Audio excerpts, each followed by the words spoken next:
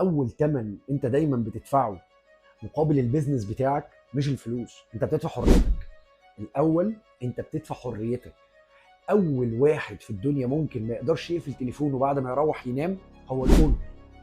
اخر واحد ممكن يقبض فلوس من الشركه اللي هو فيها هو الاونر. الاونر لو الماركت دي غرقت هو اول واحد بيته بيتخرب. اول واحد بيته بيتخرب.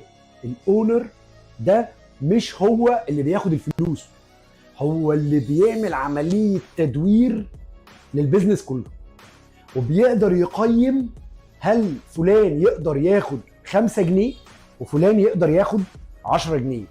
ده اول حاجه انت تقدر تقول انا عايز اعمل بيزنس. حريتك مش موجوده. مش معنى ان انت عملت بيزنس فانت حر. يعني يقول لك ايه، رائد اعمال حر. مفيش حاجه اسمها رائد اعمال حر. رائد الاعمال او صاحب البيزنس هو مش حر، بالعكس الموظف هو اللي حر. هو اللي يقدر يقفل تليفونه، هو اللي اول واحد في الشركه بيقبض، هو اللي بياخد اجازاته بتوقيت منتظم.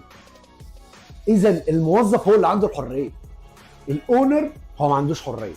فاول واحد بيدفع ثمن البيزنس بتاعه حريه هو الاونر. دي حاجه كده بسيطه يعني.